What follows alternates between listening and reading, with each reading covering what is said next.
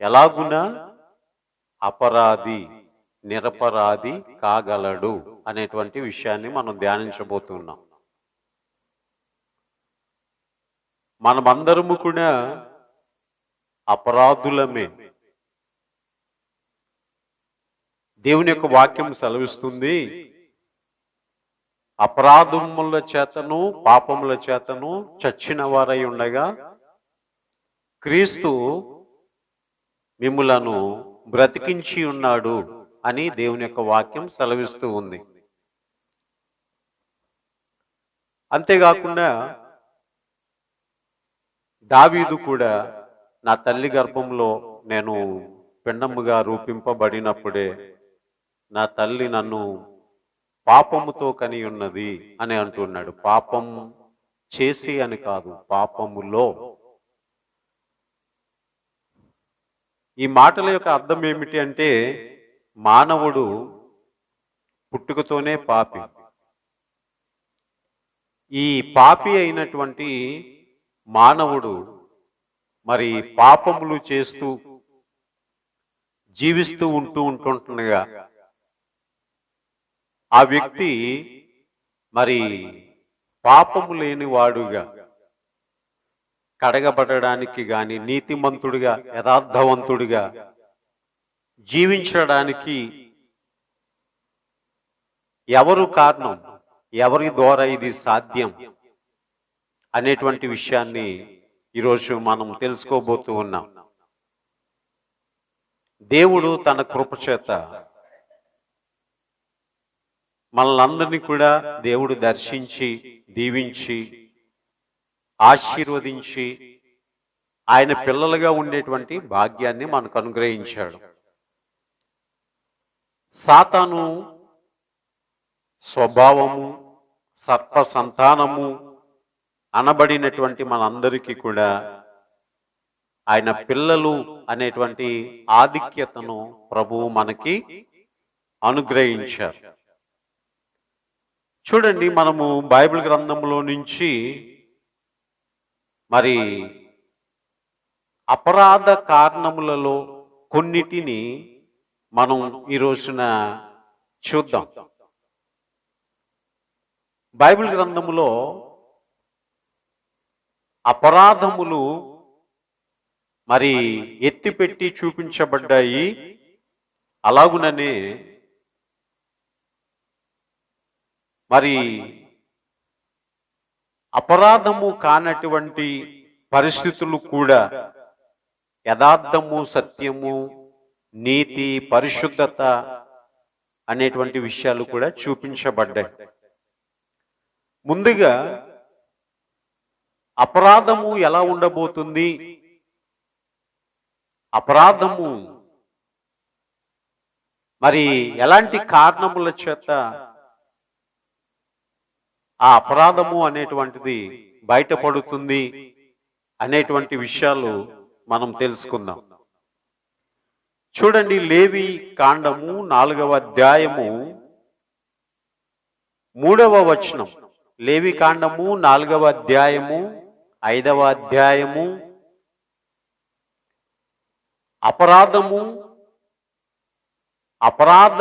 అపరాధమునకు మరి పరిహారముగా పాప పరిహారార్థ బలి, అపరాధ పరిహారార్థ బలి అనేటువంటిది పరిష్కారముగా దేవుడు నియమించాడు.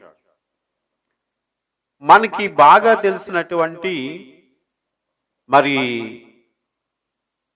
ముగ్గురు వ్యక్తులు, ఒకరు యాజకులు, రెండవది ప్రజలు, 3 అధికారులు. ఈ ముగ్గురు కూడా, ఇంకా రకరకాల ప్రజలు ఉన్నారనుకోండి, ఈ ముగ్గురు వ్యక్తులు కూడా అపరాధము చేస్తారట. ఈ ముగ్గురు వ్యక్తులు కూడా అపరాధము చేస్తారట.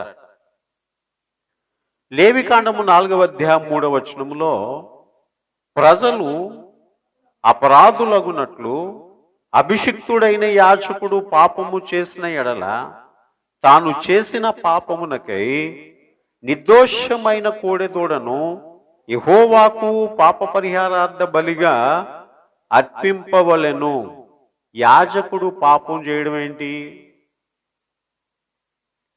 కొన్నిసార్లు యాజకుడు భక్తులైనటువంటి వారిని, విశ్వాసులైనటువంటి వారిని, ప్రజలైనటువంటి వారిని తన స్వార్థం కొరకు, తన యొక్క లాభప్రాప్తి కొరకు ప్రజలైనటువంటి వారిని ఏం చేస్తాడు అంటే తప్పుదోవ పట్టిస్తా ఉంటుంటాడు. ఈ లోకంలో మనం చూస్తూ ఉన్నటప్పుడు యాజకుడు కూడా ధనం కొరకు అమ్ముడు పోయేటువంటి విషయాలలో తప్పుడు సిద్ధాంతాల్ని పట్టుకుని ప్రజలకు బోధిస్తా ఉంటుంటారు. అప్పటి వరకు మంచిని బోధించిన ఒక వ్యక్తి, అప్పటి వరకు కూడా సత్యమును బోధించినటువంటి ఒక వ్యక్తి, అప్పటి వరకు కూడా ఇదే కరెక్ట్ అని చెప్పినటువంటి ఒక వ్యక్తి కొన్నిసార్లు మనం చూస్తూ ఉంటుంటాం. ఏ అమెరికా వాళ్ళు, ఏ ఇతర దేశస్తులో వచ్చి, అయ్యా మా సిద్ధాంతం ఇది, మీరు దీన్ని బోధించగలిగితే కొన్ని వేల రూపాయలు మీకు ఇస్తాం అని వాళ్ళు ఈ పాస్టర్ గారిని డబ్బులు పెట్టి కొనేస్తాడు. అప్పుడు ఈ పాస్టర్ గారు ఏమంటాడంటే, అమ్మా మనం ఇంతవరకు తెలియక ఆదివారం ఆరాధన చేస్తాం, కానీ ఆదివారం కాదమ్మా, శనివారమే ఆరాధన చేయాలి. మనం ఇదివరకు మరి తండ్రి కుమార పరిశుద్ధాత్మ నామంలో బాప్తిసం తీసుకున్నాం, కానీ లేదమ్మా, మనం యేసు నామంలోనే బాప్తిసం తీసుకోవాలి. మనం ఇప్పటి వరకు కూడా చప్పట్లు కొట్టి ఆరాధన చేస్తాము, కానీ అసలు ఆరాధన చేసినప్పుడు చప్పట్లే కొట్టకూడదు, వాయిద్యాలే వాయించకూడదు అని ఒక యాజకుడు కానీ, కాపరి కానీ, ఒక సేవకుడు కానీ, ఒక పాస్టర్ కానీ ప్రజలను తప్పుదోవ పట్టించి, ఒకవేళ అతడు ప్రజలందరూ కూడా అపరాధులగునట్లుగా మనుషులను తప్పుడు సిద్ధాంతం వైపు తీసుకుని వెళ్తే, మనుషులను తప్పుడు త్రోవలో తీసుకుని వెళ్తే, అటువంటి వ్యక్తి యెహోవాకు పాప పరిహారార్థ బలిని అర్పించాలి. కొంతమంది ఉంటుంటారు, అమ్మా మీ ఇంట్లో వ్యక్తి చనిపోతే పెట్టాలమ్మా అవన్నీ ఫోటో దగ్గర తీసుకుని వెళ్ళాలమ్మా, అక్కడికి సమాధి దగ్గరికి ఆయనకి ఏది ఇష్టమో అవన్నీ కూడా తీసుకుని వెళ్ళాలి అని ఆ పాస్టర్ గారు చెప్తా ఉంటుంటాడు. వాస్తవానికి అది కరెక్టేనా? మనం ఏదైనా ఫోటో దగ్గర వండి పెట్టొచ్చా? ఏదైనా సమాధి దగ్గరికి వెళ్తే అక్కడ ఆ వ్యక్తి తింటాడని చెప్పి అక్కడికి ఏమైనా మనం తీసుకుని వెళ్ళొచ్చా? లేకపోతే దీపం వెలిగించి దండం పెట్టొచ్చా? లేకపోతే ముఖాలు చూడాలని, ఇల్లు దాటించాలని, ఇలాంటి సిద్ధాంతాలు ప్రజలకు యాజకుడు నూరు పోసినప్పుడు, ఒకవేళ ప్రజలు అపరాధులగునట్లుగా యాజకుడు గాని తప్పు పని చేస్తే పాప పరిహారార్థ బలిని అర్పించాలి. ప్రతి తప్పుకు కూడా ఒక పరిష్కార మార్గాన్ని దేవుడు చూపించాడు. కనుక ప్రియులరా, ప్రజలు అపరాధులగునట్లుగా యాజకుడు చేసేటువంటి పనులై ఉంటూ ఉన్నవి ప్రియులరా. పర్లేదమ్మా, అన్ని తినొచ్చు, అన్ని చోట్లకి వెళ్ళొచ్చు, అందరిచ్చినవి పుచ్చుకోవచ్చు అని కొంతమంది చెప్తా ఉంటుంటారు. పాస్టర్ గారు మరి బాప్తిసం తీసుకుని కూడా బొట్టు పెట్టుకోవచ్చా? దాన్నే ఉందమ్మా, పెట్టుకోవచ్చమ్మా. ఇలాగున బోధించేటువంటి కొంతమంది బోధకులు ఉంటారు. జాగ్రత్త. ఈ రోజుల్లో ప్రియులరా, చాలా మంది ఈ తప్పుడు సిద్ధాంతాలకు ఎక్కువగా వాటికి లోనైపోతూ ఉన్నారు. మీరు ఎరిగిన దాన్ని గట్టిగా చేపట్టాలి. హల్లెలూయా. దేవుని యొక్క కృపను బట్టి అలనాడు సంఘము అపోస్తుల బోధయందు కట్టబడిన మాదిరిగా మన సంఘము కూడా అపోస్తుల బోధ యందే ఉంది. అందుకు నిజముగా మనం దేవుని యందు సంతోషించాలి. హల్లెలూయా, హల్లెలూయా, హల్లెలూయా. కనుక ఎవరో స్థాపించిన ఆ సిద్ధాంతాన్ని పట్టుకుని మనం ఈ రోజున లేము గాని, మరి దేవుడు ఆదిలో వేసినటువంటి పునాది మీద మనం ఉన్నందుకు చాలా సంతోషించాలి. కనుక ప్రియులరా, యాజకుడు అపరాధం చేస్తాడట. యాజకుడు అపరాధం చేస్తాడట. రెండవది ప్రియులరా, లేవికాండము 4వ అధ్యాయము 13వ వచనములో ప్రజలు అపరాధం చేస్తారట. ప్రజలు ఏం చేస్తారు? అపరాధం అంటే ఏంటి? దేవునికి ఇష్టం కానిది చేయడం, పాపం చేయడం, దేవునికి వ్యతిరేకంగా చేయడం అపరాధము. అపరాధము. ప్రజలు అపరాధం చేస్తారట. చూడండి, ఇజ్రాయేలీల సమాజమంతయు పొరపాటున ఏ తప్పిదము చేసి యెహోవా ఆజ్ఞలన్నిటిలో దేనినైనను మీరి చేరాని పని చేసి అపరాధులైన ఎడల, ప్రజలందరూ కూడా చూడండి, సమాజమంతయు కూడా పొరపాటున ఏ తప్పిదమునైనా చేసి ఆజ్ఞనన్నిట్లో దేనినైనా మీరి, ఇశ్రాయేల్ ప్రజలందరూ కూడా ఒక దినమున వారు తప్పిదం చేశారు.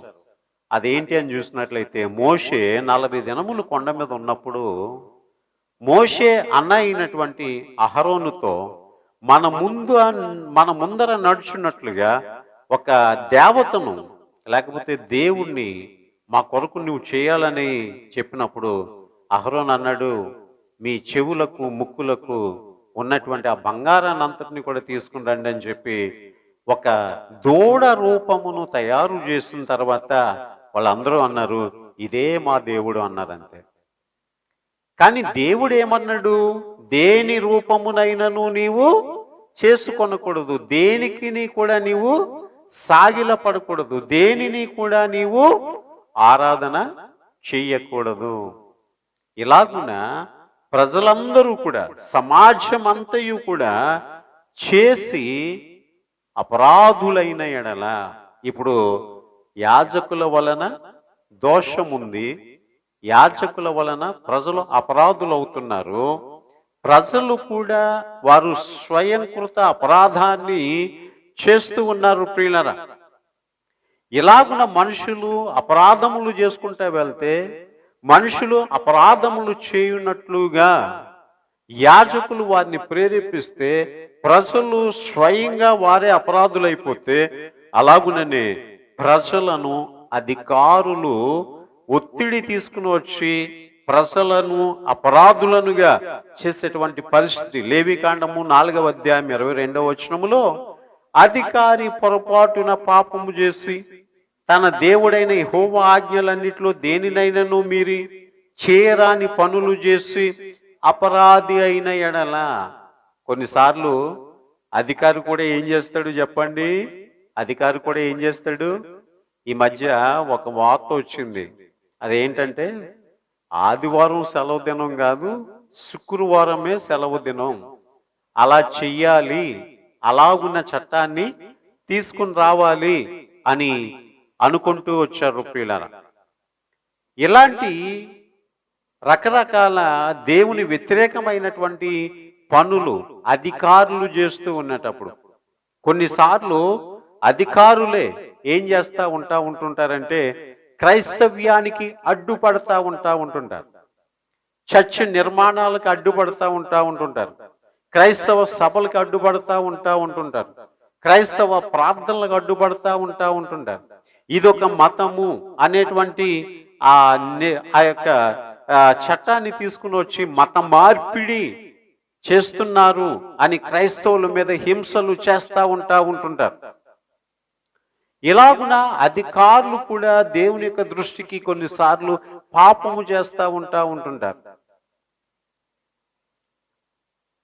ప్రియులారా, దానియేలుని సింహపు బోనులో వేయించాలి అనేటువంటి కపటోపాయము పన్నినటువంటి ఆ యొక్క శత్రువుల మాటను తీసుకొని రాజు కూడా ఒక నీతిపరుడు, యథార్థవంతుడు అయినటువంటి దానియేలుని సింహపు బోన్లో వేశాడు ప్రియులరా.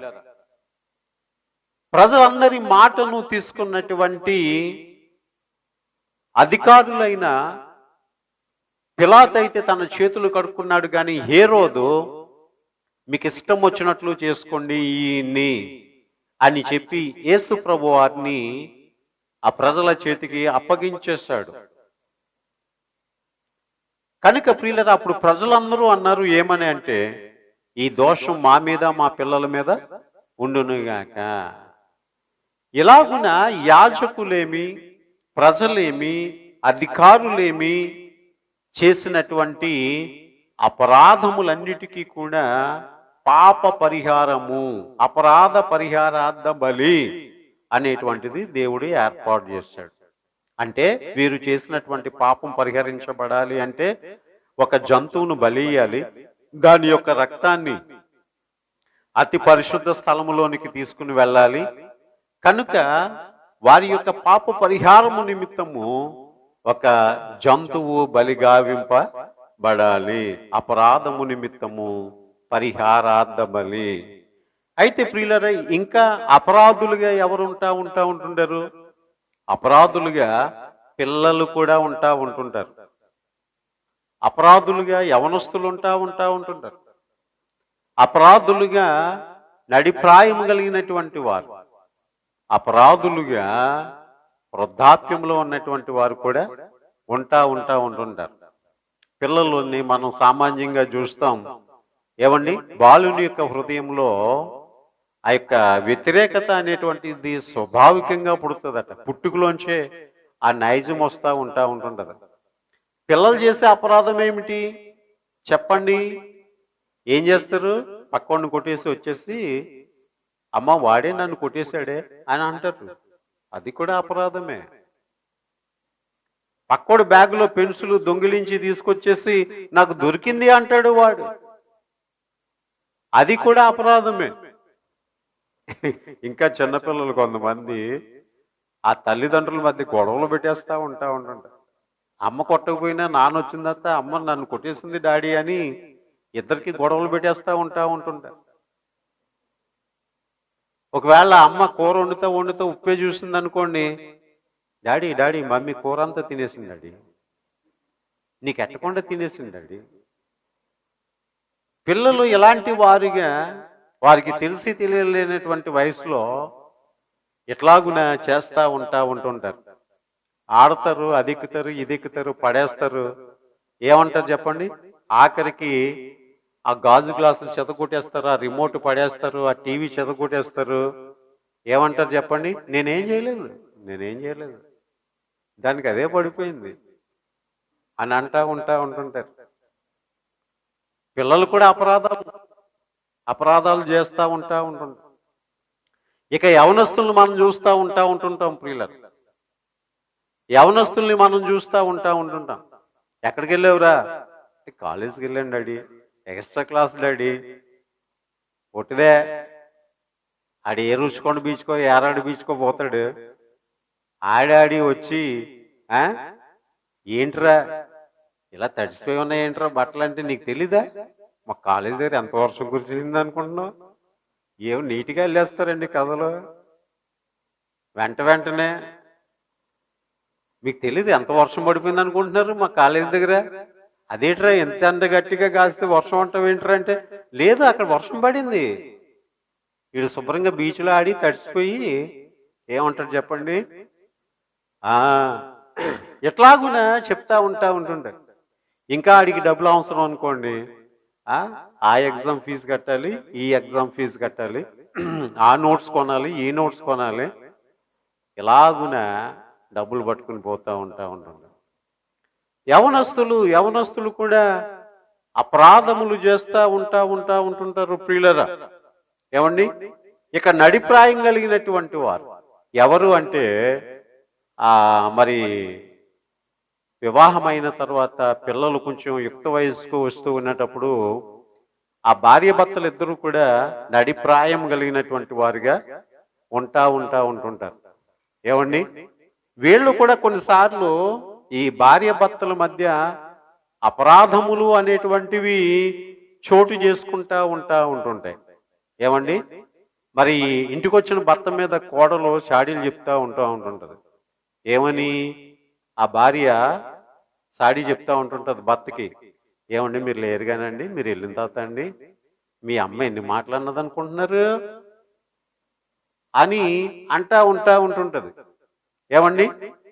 ఈ భర్త అంటా ఉంటుంటాడు, భార్య వాళ్ళ అమ్మకి ఫోన్ చేసి, ఏంటమ్మా ఇలాంటి కూతుర్ని కన్నా, ఏమీ చేత కాదు నీ కూతురికి, ఏమీ చేత కాదు అని ఆ యొక్క భార్య మీద భర్త చాడీలు చెప్తా ఉంటాడు. కొంతమంది భార్యలు అయితే ఏం చేస్తారు చెప్పండి? ఆ బజార్కి వెళ్తాను ఇవ్వండి డబ్బులు అంటే ఒక 500 ఇచ్చాడు అనుకోండి, అందులో 300 వచ్చాయి అనుకోండి. ఇంటికి వచ్చిన తర్వాత ఏమే ఎంత ఖర్చు పెట్టావు అంటే 400 అయిపోయాయండి, 400 అయిపోయాయండి. ఈ 100 ఏం చేస్తుంది? ఏ పప్పుల డబ్బాలోనో వేస్తా ఉంటాం. కొన్నిసార్లు మంచిగా వేస్తూ ఉంటుంది, కొన్నిసార్లు మరి భర్త యొక్క కష్టార్జితాన్ని కూడా దొంగిలిస్తా ఉంటుంటది ప్రియుల. ఇలాగున్న నడిప్రాయం ఇంకా మనం వృద్ధాప్యంలో చూస్తూ ఉంటుంటాం. వృద్ధాప్యంలో కూడా వీళ్ళకి అన్నీ తెలిసి కొన్ని అపరాధాలు చేస్తూ ఉంటుంటారు. ఏంటి చెప్పండి?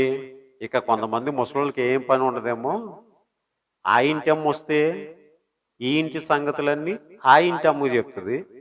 ఏమండి? ఈ ఇంటి అమ్మ వచ్చింది అనుకోండి, ఈ ఇంటి సంగతులన్నీ కూడా ఆ ఇంటి అమ్మకి చెప్తుంది. మొత్తానికి ఆ 2 కుటుంబాల మీద పెద్ద అగ్గి రాజేస్తుంది. ఇలాగున ప్రియులరా మానవ జీవితం అంతా కూడా అపరాధములతో నిండి ఉంటుండగా, ఇలాగున అపరాధములు కలిగినటువంటి వ్యక్తి ఎలాగున నిరపరాధి కాగలడు అంటే, పాపి ఎలాగున పాపము లేనటువంటి, నువ్వు కొంచెం చాలాసేపు నుంచి వచ్చిన దగ్గర నుంచి చూస్తున్నా, కూర్చో బాగా. Okay, very good. ఎలాగున ఒక అపరాధి నిరపరాధి కాగలడు? దేని వలన సాధ్యం? ఎవరి ద్వారా సాధ్యం? ఇలాగున మారడానికి ఏ వ్యక్తి అయినా, ఏ డాక్టర్ అయినా మందిస్తాడా? ఏ ఇంజనీర్ అయినా ఆ జీవితం మంచిగా ఉండడానికి డిజైన్ చేస్తాడా? ఏ అధికారి అయినా తన దండన చేత అపరాధులను నిరపరాధులనుగా చేయగలడా? ఒక పాపి మంచివాడు ఎట్లా కాగలడు ప్రియులను? కొన్నిసార్లు ఈ అపరాధము అనేటువంటిది ఎట్లా ఉంటుంది అంటే, కొన్నిసార్లు చేతల ద్వారా, కొన్నిసార్లు చూపుల ద్వారా, కొన్నిసార్లు మాటల ద్వారా, కొన్నిసార్లు ఏమండి భర్తకి చాలా కోపం వచ్చి భార్య మీద చేయి చేసుకుంటా ఉంటుంటాడు, అది కూడా అపరాధమే. కొన్నిసార్లు తనది కానటువంటి దానిని కొంతమంది దొంగిలిస్తూ ఉంటుంటారు, అది కూడా అపరాధమే. ఇక చూపుల ద్వారా కూడా అపరాధం. చూడండి, ఆ చూచి బైబిల్ గ్రంథంలో చెప్పబడుతుంది, సూర్యుని చూసి అబ్బా నువ్వెంత తేజవంతంగా ఉన్నావు, నువ్వెంత అందంగా ఉన్నావు, చంద్రుడిని చూసి నువ్వెంత అందంగా ఉన్నావు అని చెప్పి ముద్దులు పెట్టుకునేటువంటి ఆ స్థితి కూడా అపరాధమే ప్రియుల. ఇక చూపుల ద్వారా మనం చూసినట్లయితే చూడండి, చెడు చూపులు ఎదుటి వారిని చూడవలసినటువంటి విధానంలో కాకుండా చూడకూడనటువంటి విధానములో చూడడం అనేటువంటిది కూడా అపరాధమే ప్రియుల. కనుక చూపుల ద్వారా అపరాధం. అలాగనే మనం చూసినట్లయితే మాటల ద్వారా కూడా అపరాధం. మన మాట వలన మనం దోషాన్ని తెచ్చుకుంటాం. కనుక ప్రియులరా, బైబిల్ గ్రంథంలోంచి కొన్ని విషయాలు మనం ధ్యానం చేద్దాం. ఈ రోజున 3 రకాల అపరాధముల గురించి నేను మీకు తెలియజేస్తూ, ఈ అపరాధములకు పరిహారముగా ఏమి చేస్తే మనము నిరపరాధులం అవుతాం, యూట్యూబ్లో తర్వాత చూడండి, ఎలా అపరాధి నిరపరాధి కాగలడు అనేటువంటి టైటిల్తో మళ్ళా దీన్ని అప్లోడ్ చేస్తాను. తప్పనిసరిగా చూడండి ప్రియులారా.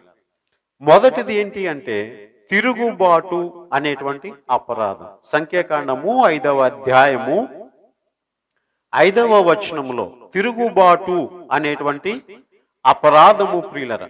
మరియు యెహోవా మోషేకు సెలవిచ్చెను, నీవు ఇశ్రాయేలులతో పురుషుడే గాని స్త్రీ గాని యెహోవా మీద తిరుగుబడి మనుషుల చేయు పాపములలో దేనినైనను చేసి అపరాధులగునప్పుడు వారు తాము చేసిన పాపమును ఒప్పుకొనవలెను. మరియు వారు తమ అపరాధము వలని నష్టమును సరిగా నిచ్చుకుని దానితో 5వ వంతు దానితో కలిపి ఎవనికి విరోధముగా ఆ అపరాధము చేసిరో వానికి ఇచ్చుకొనవలెను. స్త్రీయే గాని పురుషుడే గాని యెహోవా మీద తిరుగుబాటు చేసి మనుషుల చేయు పాపములలో దేనినైనను చేసి అపరాధము చేసిన ఎడల, స్త్రీ పురుషులలో ఎవరైనాను, ఏమండి, పురుషుని కంటే స్త్రీ తక్కువగా ఉంటుందా అనుకుంటే ఉండదు. స్త్రీ కంటే పురుషుడు తక్కువగా ఉంటాడా అనుకుంటే ఉండడు ప్రియులారా. కాబట్టి తాము చేసిన పాపమును ఏం చేయాలట? ఒప్పుకోవాలంటండి. ఏం చేయాలి? పాపము చేసినప్పుడు ఒప్పుకుంటే ఒక అపరాధి నిరపరాధిగా ఎంచబడతాడు. ఒప్పుకొనుట వలన ఆ పాపము క్షమించబడుతుంది. ఒప్పుకొనుట వలన ఆ పాపము తుడిచిపెట్టబడుతుంది. ఒప్పుకొన లేనంతసేపు కూడా ఆ పాపము అట్లానే నిలిచి ఉంటుంది. ఆ పాపము వలనైనటువంటి ఫలితము శాపముగా మారి మన నెత్తి మీద అది ఏలుబడి చేస్తూ ఉంటుంది. ఒప్పుకొనవలెను. అంతేకాకుండా మరియు వారు తమ అపరాధము వలన నష్టమును సరిగ్గా నిచ్చుకొని, ఒప్పుకొనుట మాత్రమే కాదు, ఏం చేయాలంటే అప్పు చేసి నేను అప్పు తీర్చలేను, తప్పు అయిపోయింది, అప్పు చేసేసాను అంటే కాదంట. ఆ అపరాధమును సరిగ్గా నిచ్చుకొని దానిలో 5వ వంతు దాన్ని కలిపి ఎవనికి విరోధముగా అపరాధము చేసానో వానికి ఇచ్చుకొనవలెను. మనం జక్కీని చూస్తాం, ఆయన ట్యాక్స్ కలెక్టర్. అన్యాయముగా ఎవరి దగ్గర అయితే నేను దీన్ని తీసుకున్నానో వానికి నేను 4 అంతలు చెల్లిస్తాను అని అన్నాడు. 4 అంతలు చెల్లిస్తాను అని అన్నాడు. కొంతమంది అప్పు తీసుకుంటారు, వడ్డీకని అప్పు తీసుకుంటారు. ఆ వడ్డీ ఏదంటే ఆ వడ్డీ ఎగ్గొట్టేస్తారు, అసలు ఇస్తాము అంటారు. కొన్నిసార్లు వడ్డీ అప్పు కూడా ఎగ్గొట్టేస్తారు. అది కూడా అపరాధమే ప్రియులారా. ఇదే క్రమాన్ని దేవుడు ఏం చెప్పాడు అంటే, నువ్వు ఏదైనా మొక్కుకున్నటువంటి దాన్ని నువ్వు చెల్లించాలి. ఒకవేళ చెల్లించకపోతే దాన్ని చెల్లించవలసినప్పుడు దానికి 5 అంతలు చేర్చి చెల్లించాలి. కొన్నిసార్లు మనం ఏం చేస్తాం చెప్పండి? దేవుని సొమ్మును కూడా దొంగిలించి అపరాధులం అవుతాం. మనిషి దగ్గర దొంగతనం చేయడం మాత్రమే కాదు, మనిషి దేవుడి దగ్గర కూడా దొంగిలిస్తాడట. ఎట్లా చెప్పండి? 10వ వంతు నాది, నా సన్నిధిలో ఉండాలి, నా సేవకుడు దాన్ని అనుభవించాలి అని చెప్పినప్పుడు ఆ 10వ వంతును కూడా మనము వాడేసుకుని మనం అపరాధులుగా దేవుని సన్నిధిలో కనబడతా ఉంటుంటాం. అయ్యా, నేను దశభాగం ఇవ్వలేదు, నన్ను క్షమించండి, ఇదిగో ఇన్ని నెలల నుంచి నేను ఇవ్వలేదు అని చెప్పి దాన్ని అంతటిని కూడా మనము దేవునికి ఇవ్వాలంటండి. కనుక ప్రియులరా, మనము బైబిల్ గ్రంథంలో నుంచి మోషేను చూడగలిగితే సంఖ్యాకాండము 20వ అధ్యాయము 23వ వచనములో యెహోవా ఏదోము పొలిమేర్ల యొద్దనున్న హోరు కొండలో మోషే అహరోనులకు ఇలాగూ సెలవిచ్చాను, అహరోను తన పితరులతో చేర్చబడును, ఏలయనగా మెరీబా నీళ్ల యొద్ద మీరు నా మాట వినక నా మీద తిరుగుబాటు చేసి తిరిగి గనుక నేను ఇజ్రాయేలీయులకు ఇచ్చిన దేశమందు అతడు ప్రవేశింపడు. ఈ మాటల్లో మనం చూసేటువంటిది ఏంటి అంటే ప్రియులరా, తిరుగుబాటు. తిరుగుబాటు పురుషుడే గాని స్త్రీగా గాని యెహోవా మీద తిరుగుబడి. ఏమండి, పెళ్లి ప్రసంగాల్లో ఒక మాట చెప్తా ఉంటుంటారు, ఈయనకు లోబడి ఈయన్ని ప్రేమించి నీ జీవిత కాలం అంతయు కూడా ఇతను ప్రేమించి ఈయనతోనే కాపురము చేయుదువా. లోబడి. లోబడి అనేటువంటి మాటలో విధేయత కలిగి, వినయము కలిగి, భర్తను గౌరవిస్తూ, భర్తను ప్రేమిస్తూ అనేటువంటి మాట మనకు కనబడుతుంది. ఆ లోబడి అనేటువంటి మాట దగ్గర వ్యతిరేకత ఏంటంటే తిరుగుబడి. రెండు బళ్ళు ఉన్నాయంట. ఒకటి లోబడేది, రెండోది తిరుగబడేది. లోబడ్డం మంచిదంటారా, తిరగబడ్డం మంచిదంటారా? చెప్పండి ప్రియులారా. ప్రేమతో వ్యక్తిని గెలుచుకోవడం గొప్పదంటారా, లేకపోతే కక్ష సాధింపుతో మనిషిని లోపరుచుకోవడం మంచిదంటారా? ప్రేమతోటే. స్త్రీయే కానీ పురుషుడే కానీ నా మీద తిరుగుబడి. ఈ తిరుగుబాటు ఎక్కువైపోయిందండి ఈ రోజుల్లో. ఎక్కడ చూసినా కానీ పిల్లలు తల్లిదండ్రుల మీద తిరుగుబాటు, భార్య భర్త మీద తిరుగుబాటు, ఏమండి విశ్వాసులు సేవకుడి మీద తిరుగుబాటు, సేవకులు దేవుని మీద తిరుగుబాటు. ఈ తిరుగుబాటు అంతా కూడా నాశనానికే తీసుకుని వెళ్తుంది. మెరీబా జలముల యొద్ద జనాలు, ఇజ్రాయేల్ ప్రజలందరూ కూడా దేవుని మీద తిరుగుబాటు చేశారట. ఏంటయ్యా, దేవుడు మమ్మల్ని ఇలా తీసుకొచ్చి ఈ ఎడారిలో నీళ్ళు లేకుండా చంపేస్తాడా అని తిరుగుబాటు చేశారట ప్రియులారా. కొన్నిసార్లు భర్త అంటా ఉంటుంటాడు, అలా పడుకుని ఉంటావనేనా నేను నిన్ను చేసుకున్నదే అంటాడు. అంటే పని చేస్తుందని చేసుకున్నాడా ఏంటి, అర్థం కాదు. ఏమండి, అయితే ఎప్పుడు పడుకుంటుందా? ఏదో నీరసం వచ్చి పడుకుంది, అంత మాత్రాన్నే అంత వ్యతిరేకత అవసరమా? కొన్నిసార్లు భర్త యొక్క కష్టార్జితం తక్కువ కావచ్చు. నువ్వు ఎలా చేస్తావనేనా నన్ను పెళ్లి చేసుకున్నావు అని అంటే కాదు, కానీ ఆ సంపాదనలో కూడా అర్థం చేసుకుని తిరగబడకుండా, చూసారా, తిరగబడకుండా లోబడాలట ప్రియులరా. కాబట్టి మెరీబా జలముల యొద్ద ఈ ఇజ్రాయెల్ ప్రజలు దేవుని మీద తిరుగుబాటు చేశారు.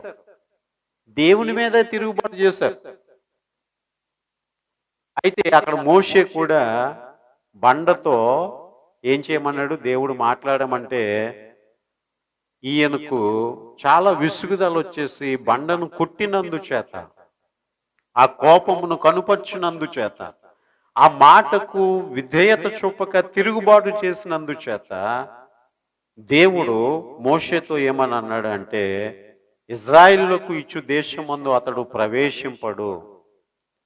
మోషే కానాను దేశానికి ఇజ్రాయెల్ ప్రజలను దరిదాపులుగా తీసుకుని వెళ్ళాడు, కానీ అతడు వెళ్ళలేకపోయాడు. ప్రియులారా, మనం కూడా క్రైస్తవ జీవితంలో తిరుగుబాటు అనేటువంటిది ఉంటే పరమ కణానుకు మనం వెళ్ళలేం. దేవుని మీద తిరుగుబాటు చేయొద్దు, సంఘ సేవకుని మీద తిరుగుబాటు చేయొద్దు. నీ ఇంటిలో ఎవరిని ప్రేమించాలో వారిని ప్రేమించు, ఎవరికి విధేయులై ఉండాలో వారికి విధేయులై ఉండండి. పిల్లలు తల్లిదండ్రుల మీద తిరుగుబాటు చేయొద్దు, స్త్రీలు పురుషుని మీద తిరుగుబాటు చేయొద్దు. తిరుగుబాటు అనేటువంటిది గొప్ప అపరాధం, తిరుగుబాటు అనేటువంటిది గొప్ప పాపం. మోషే కనాను దేశానికి వెళ్ళలేకపోయాడు. ఇక రెండవదిగా మనం చూస్తే సమూయేలు మొదటి గ్రంథం 15వ అధ్యాయం 23వ వచనములో సౌలు మహారాజు కూడా మనకి కనిపిస్తాడు.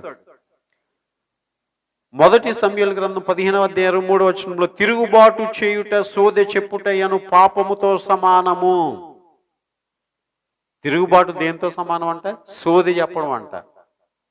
సోదే అనే మాటలోనే అర్థం ఉంది. సోది చెప్పకరా అంటే లేంది చెప్పకరా అని అర్థం. ఏమండి? ఈ తిరుగుబాటు చేయుట సోదె చెప్పుటతో సమానము. మూర్ఖతను అగుపరచుట మాయా విగ్రహ గృహ దేవతలను పూజించుటతో సమానము. యెహోవా ఆజ్ఞను నీవు విసర్జించితివి గనుక నీవు రాజుగా ఉండకుండా ఆయన నిన్ను విసర్జించెననగా, సౌలు జనులకు జడిచి వారి మాట వినినందున నేను యెహోవా ఆజ్ఞను నీ మాటలను మీరి పాపము తెచ్చుకుంటిని. ఏమన్నారు చెప్పండి? తిరుగుబాటు చేశాడట సౌలు. ఎలాగున్న తిరుగుబాటు చేశాడు అంటే చూడండి, రాజుగా ఉండకుండా ఆయన నిన్ను విసర్జించాడు. ఎందుకు అని చూసినట్లయితే దేవుని మాట వినలేదు కానీ ప్రజల మాటే విన్నాడట. ప్రజల మాటే విన్నాడట. చాలా మంది తిరుగుబాటు చేయడానికి గల కారణం ఏంటంటే వాళ్ళ మాటలు వీళ్ళ మాటలు ఉంటుంటారు. వాళ్ళ మాటలు వీళ్ళ మాటలు ఉంటుంటారు. వాళ్ళ మాటలు వీళ్ళ మాటలు విని ఏం చేస్తూ ఉంటుంటారంటే తిరుగుబాటు చేస్తూ ఉంటుంటారు.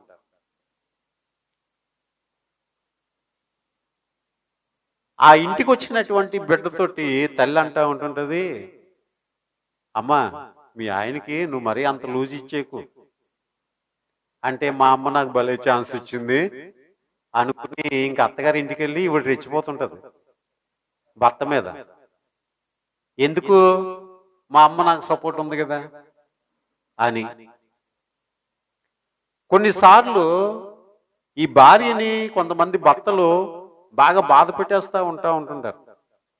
నాన్న ఏంట్రా మరి కోడల్ని అంత నెత్తికెక్కించేసుకున్నావు అని వెనకతలు అమ్మ అన్నది అనుకోండి, ఈయన కాళ్ళ కింద ఎట్నగా చూస్తూ ఉంటుంటాడు. ఇలాగున్న ఇతరుల యొక్క మాటలు విని తిరుగుబాటు ప్రియులరా చేస్తూ ఉంటుంటారు. ఆ ఇజ్రాయేల్ ప్రజల్లో ఇంచుమించుగా ఒక 250 కుటుంబాలు నాశనం అయిపోయాయి. ఈ 250 కుటుంబాలలో కూడా వాళ్ళందరికీ ఒకేసారి ఆలోచన రాలేదు. దాతాను, అబీరాము, కోరాహు అనేటువంటి వాళ్ళు వీళ్ళని ప్రేరేపించగా మోషేకు వ్యతిరేకంగా మాట్లాడినందుచేత భూమి నెరవిడిచి వారిని మింగేసింది. స్వతహాగా నీలో లేని ఆలోచన ఎవరో చెప్పినందుచేత నువ్వేం చేస్తున్నావు అంటే తిరుగుబాటు చేస్తున్నావు. ఆ తిరుగుబాటుకు ప్రేరేపణ కొంతమంది కలుగు చేస్తూ ఉంటుంటారు. అలాగుండండి, ఇలాగుండండి, ఎలా చేయండి, అలా చేయండి అని కొంతమందిని ఉసుగొలుపుతా ఉంటుంటారు. మనుషుల మీదకి ఉసుగొలుపుతా ఉంటుంటారు. జ్ఞానం కలిగినటువంటి వాడైతే నీ భార్య మీద ఎంతమంది ఏం చెప్పినా నీ భార్యను నువ్వు అర్థం చేసుకోవాలి.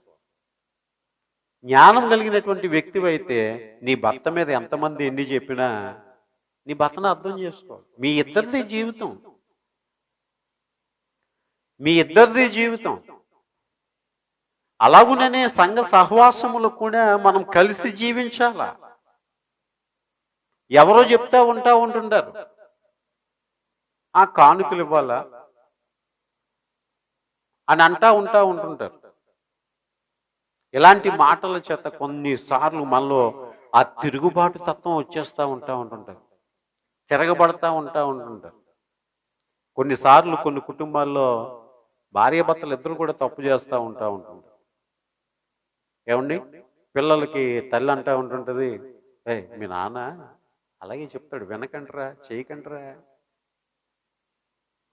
కొన్నిసార్లు తండ్రి చెప్తా ఉంటాడు, మీ అమ్మ అలాగే చెప్తుందిరా, వినకండ్రా, చేయకండ్రా. స్వతహాగా మనమే మన పిల్లలను మన మీద తిరుగుబాటుదారులుగా చేస్తూ ఉన్నాం. ఇది కూడా గొప్ప అపరాధం. ఇలాంటి అపరాధము సౌలు చేసినందుచేత ప్రజల మీద రాజుగా ఉండకుండా దేవుడు సౌలును విసర్జించాడు. అందుచేత సౌలు ఒప్పుకుంటున్నటువంటిది ఏంటి అంటే, జనులకు జడిచి వారి మాట వినినందున నేను యెహోవా ఆజ్ఞను నీ మాటలను మీరి పాపము తెచ్చుకొంటిని. కొన్నిసార్లు కొంతమంది అధికారులు ఏం చేస్తూ ఉంటుంటారంటే ఈ కింద పని వారిని లోపర్చేసుకుంటా ఉంటుంటారు. లోపర్చేసుకుని నేను చెప్పినట్టు వినకపోతే గనక నీకు ఉద్యోగం ఉండదు అని అనగానే ఏం చేస్తూ ఉంటుంటారంటే ఆ ఉద్యోగం కోసం అధికారి చెప్పిన మాట వింటా ఉంటుంటారు. ఇలాగున జనులకు సౌలు చచ్చిపోయాడట. అసలు సౌలుకి జనులు జడాలా లేకపోతే జనులకు సౌలు జడాలా? ఇప్పుడు పాస్టర్ గారు అంటే విశ్వాసులకి భయం ఉండాలా లేకపోతే విశ్వాసులు చూసి పాస్టర్ గారు భయపడిపోలే? పోనీ మీ దాకా చెప్పుకుందాం, మీ పిల్లలు మీకు భయపడాలా, మీ పిల్లలకి మీరు భయపడాలా? అక్కడ ఒక స్థాయి ఉంది కదా, ఒక పద్ధతి ఉంది కదా. కానీ సౌలు ఎవరికి జడ్చాడట? జనులకు జడ్చాడంట. అమ్మో ఈ జనులు చెప్పినట్టు చేయకపోతే నన్ను మంచోడు అనరేమో అని చెప్పి ఈ జనులే తప్పుడు సలహా ఇచ్చారు. ఏంటి అంటే, అయ్యా అమాలేకీయులు అందరినీ కూడా చంపమన్నాడు, మనం అందరినీ చంపేసాం, బాగానే ఉంది, ప్రాణము కలిగిన దేనిని కూడా ఆయన బ్రతకనివ్వద్దు అన్నాడు, కానీ మనం కొన్ని గొర్రెలు ఎద్దులు తెచ్చుకుందామయ్యా, బాగా బలిసినవి, బాగున్నాయి అని అంటే, ఏయ్ మీరు తప్పుడు సలహా ఇస్తున్నారు, దేవుడు అట్లా చెప్పలేదు, అలా చేయమని చెప్పలేదు, నేను చేయను అనలేదు సౌలు. అమ్మో వద్దంటే ఏమంటారో, ఇక్కడే కదండి చాలాసార్లు, వద్దంటే ఏమంటారో ఏంటో అని చెప్పి ప్రజల మాట విని దేవుని మీద తిరగబడ్డాడట. ఇది ఆఖరికి ప్రజలు బాగానే ఉన్నారు కానీ ఎవరికి నష్టం వచ్చింది? సౌలుకే నష్టం వచ్చింది. సౌలుకే నష్టం వచ్చింది. ప్రియులరా, కొన్నిసార్లు కొన్ని పరిస్థితులు ఎట్లా ఎదురవుతాయంటే, కొన్ని గృహప్రవేశాలకి ఆ పంతులు ఎప్పుడో తెల్లవారుజాముని 4 గంటల ముహూర్తం పెట్టేస్తాడు. ఈ పాస్టర్ గారికి తెలియకుండా ఈ విశ్వాసం ఏం చేస్తుందంటే పంతులు పిలిపించేసి గృహ ప్రతిష్ఠిత చేసేస్తుంది.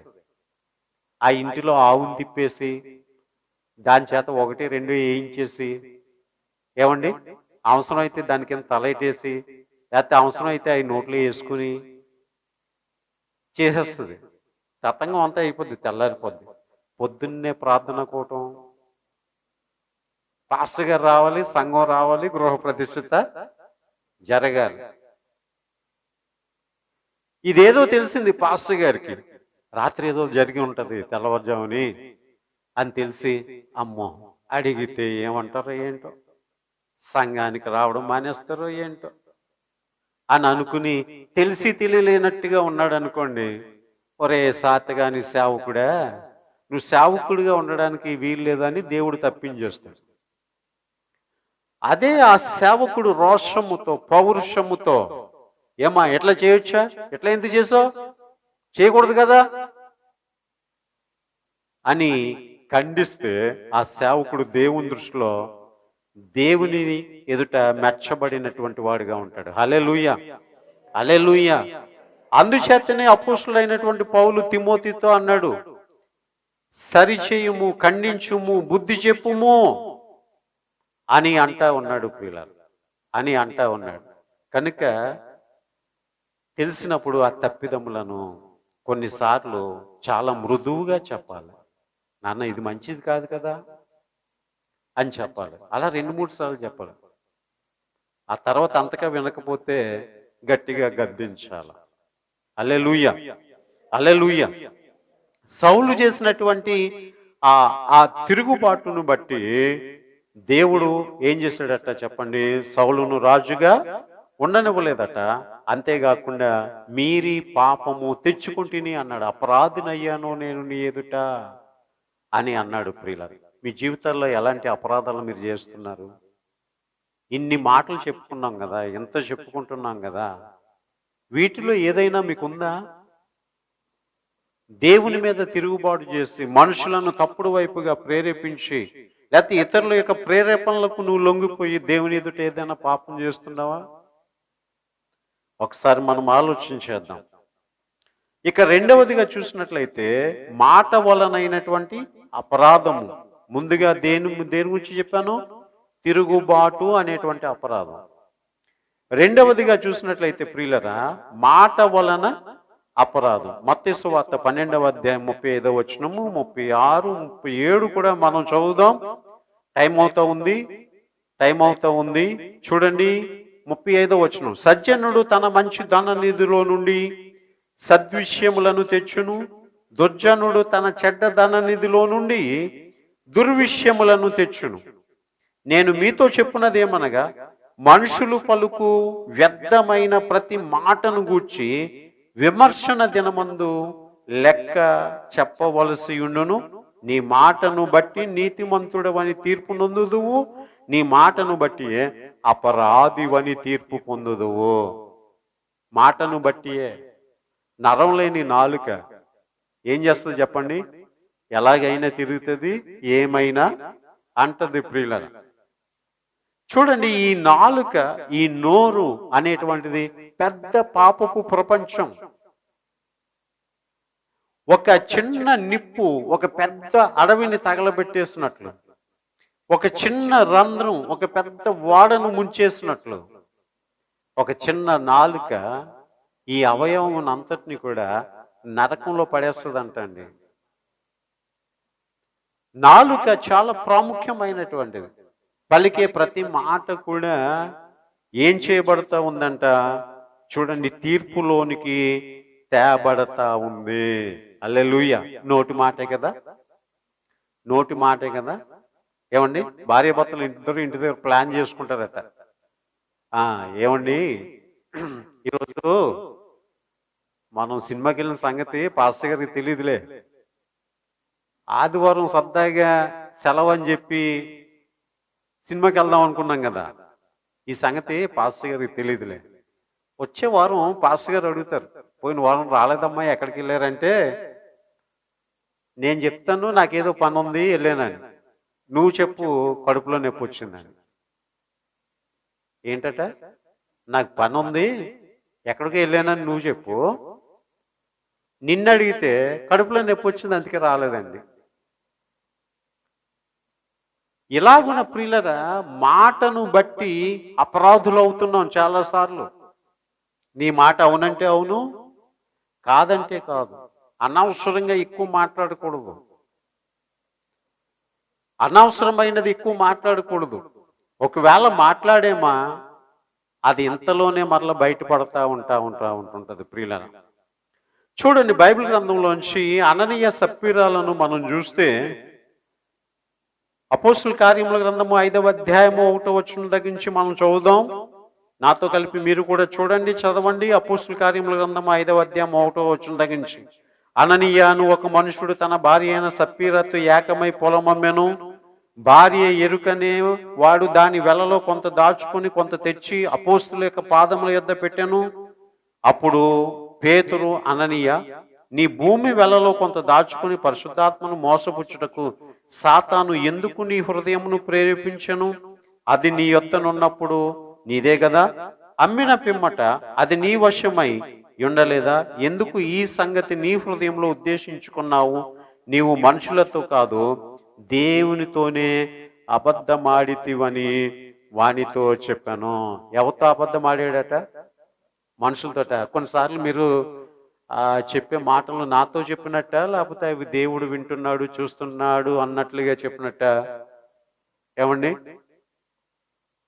ఈ భార్య భర్తలు ఇద్దరు కూడా అనుకున్నారట. భార్యకి తెలిసి భర్త, భర్తకి తెలిసి భార్య, ఇద్దరు కలిసి అబద్ధం.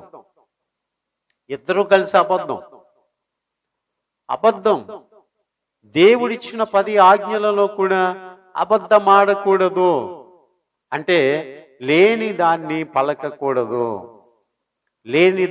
పలకకూడదు. కాబట్టి ప్రియులరా, ఈ అననీయ సప్పీరాలు ఏం చేశారు అంటే, ఇంతకే అమ్మేమని చెప్పు, ఇంతకే అమ్మేమని చెప్పు అని చెప్పి వాళ్ళిద్దరు కూడా అమ్మింది ఒకటైతే, ఏమండి, చెప్పింది కొంత. ఒకవేళ 15,000 జీతం వచ్చింది అనుకోండి, 1,000 రూపాయలు కానుక తెచ్చాడు అనుకోండి, బాబు నీ జీతం ఎంత అంటే ఏం చెప్తాడు?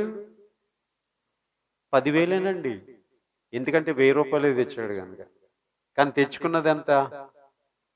15,000 రూపాయలు ప్రియులరా. ఇలాగున కొన్నిసార్లు సేవకుని దగ్గర, దేవునికి ఇచ్చే వాటి దగ్గర అబద్ధం అనేటువంటిది. అందుచేత అపోస్తులైనటువంటి పౌలు అన్నాడు, నీవు మనుషులతో కాదు దేవునితోనే అబద్ధం ఆడితివని వానితో చెప్పాను. అయితే అక్కడ ఒక సంఘటన జరిగింది. ఏంటి అంటే, ఇలా అబద్ధం చెప్పిన వెంటనే అననీయ చచ్చిపోయాడట. కొంతసేపటికి సప్పీరా వచ్చిందంట. సప్పీరా కూడా వచ్చి తన భర్త చనిపోయాడు అనేటువంటి సంగతి తెలియక ఆమె కూడా అట్లాగే చెప్పిందంట.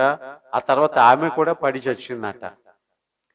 అయితే ప్రియులరా, ఇలాగ అబద్ధం ఆడేటువంటి వాళ్ళు చాలా మంది లేరా? ఎంతో మంది ఉంటుండగా వాళ్ళిద్దరే ఎందుకు దేవుని యొక్క ఉగ్రతకు గురి అయ్యారు అంటే, వాళ్ళిద్దరిని చూసి మిగిలిన వాళ్ళకి భయం కలిగిందంట. సంఘంలో మిగిలిన వాళ్ళకి భయం కలిగిందంట.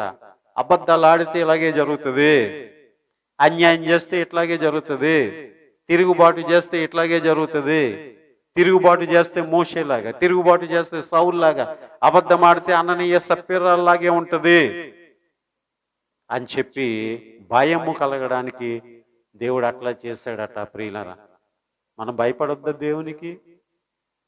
మనం లోబడొద్దా దేవునికి? అబద్ధం ఆడడానికి నాలుగుకి ఎంత ఈజీయో, ఇతరుల యొక్క కళ్ళు కప్పేసి తప్పిదాలు చేయడానికి మనకి ఎంత సులువో, కానీ ప్రతి మాట దేవుడు వింటున్నాడు, ప్రతి క్రియను కూడా దేవుడు చూస్తున్నాడు అనేటువంటి ఉద్దేశముతో మనం భయము కలిగి ఉండాలి. హల్లెలూయా, హల్లెలూయా. ఇక మూడవదిగా మనం చూస్తే ప్రియులరా, చూడండి, పరీక్షించుకొనక చేయుట ద్వారా అపరాధము. పరీక్షించుకొనక చేయుట ద్వారా అపరాధము. హల్లెలూయా. పరీక్షించి చేయుట, పరీక్షించకపోవుట, ఇది దేన్ని చూస్తుందంటే ఏది తినాలి, ఏది తినకూడదు, ఏది తాగాలి, ఏది తాగకూడదు, ఏ మాట మాట్లాడాలి, ఏ మాట మాట్లాడకూడదు, ఎక్కడికి వెళ్ళాలి, ఎక్కడికి వెళ్ళకూడదు, ఏది చేయాలి, ఏది చేయకూడదు, ఎక్కడ కూర్చుండాలి, ఎక్కడ కూర్చుండకూడదు, ఎవరితో సహవాసం చేయాలి, ఎవరితో సహవాసం చేయకూడదు, ఇవన్నీ కూడా పరీక్షించుకొనకుండా చేయడం వలన కొన్నిసార్లు మనం అపరాధులం అవుతామట. అయితే ఈరోజు ప్రభు బల్ల గనుక ఈ విషయాన్ని ప్రస్తావించి పరిశుద్ధాత్మ దేవుడు మనతో మాట్లాడుతున్నాడు. కొరింథీయులకు రాసిన మొదటి పత్రిక 11వ అధ్యాయము 27వ వచనములో, కాబట్టి ఎవడు అయోగ్యముగా ప్రభు యొక్క రొట్టెను తినునో లేక ఆయన పాత్రలోనిది త్రాగునో వాడు ప్రభు యొక్క శరీరమును గూర్చియు రక్తమును గూర్చియు అపరాధి అగును. చూసారా, అపరాధి అగును.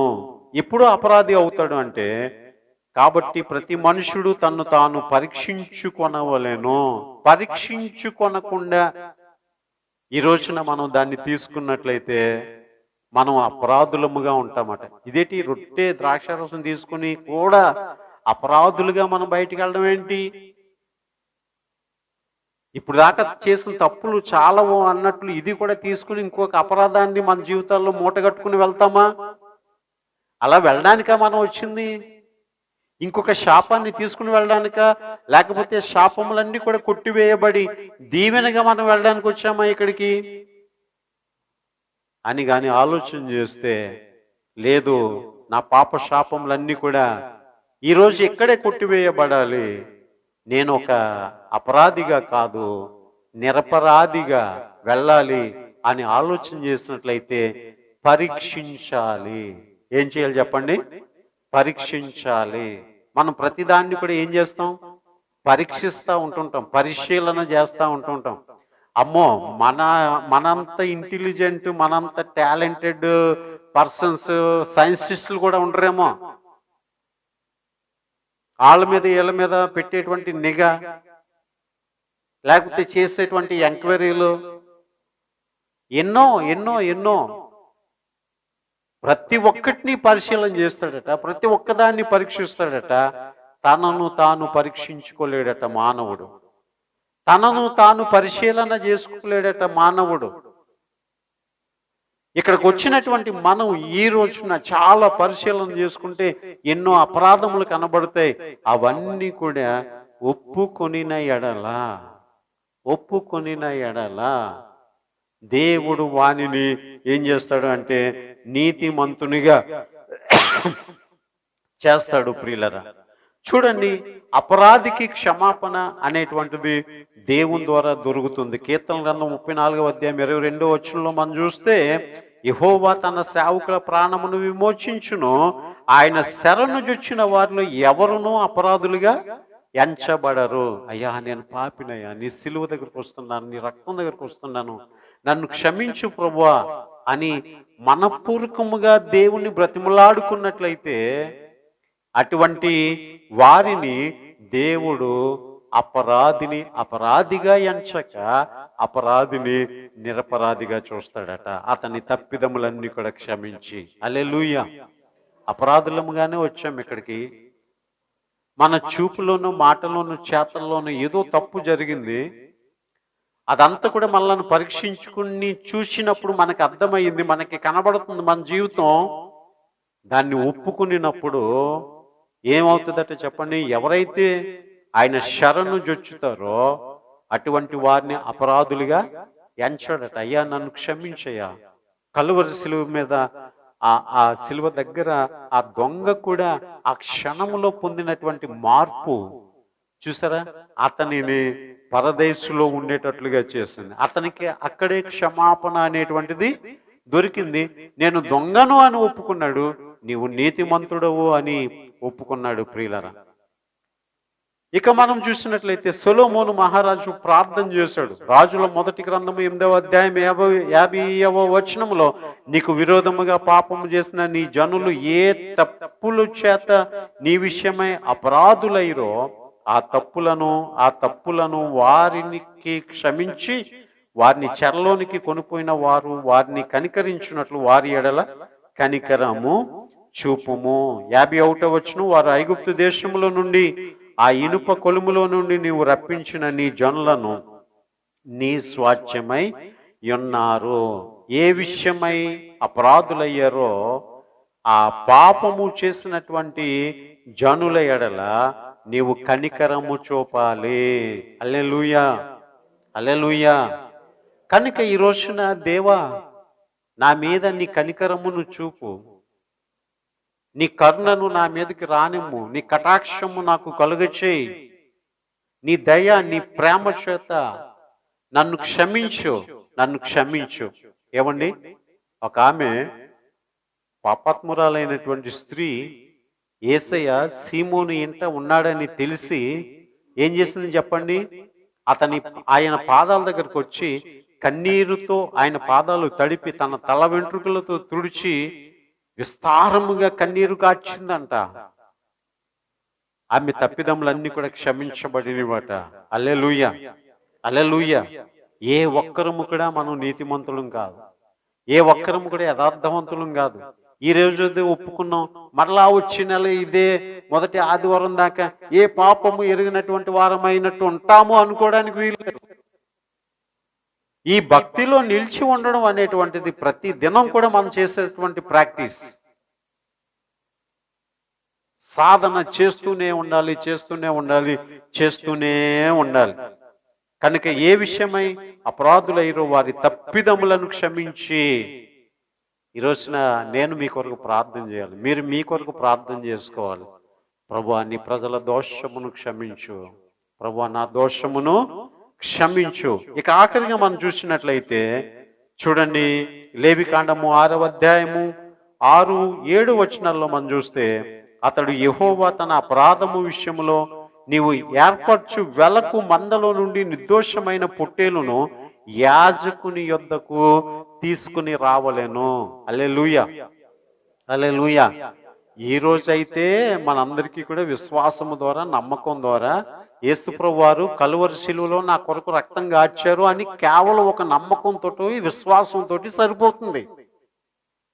ఆ రోజు అలా కాదు, ఒక పొట్టేలును తీసుకుని వెళ్ళాలి.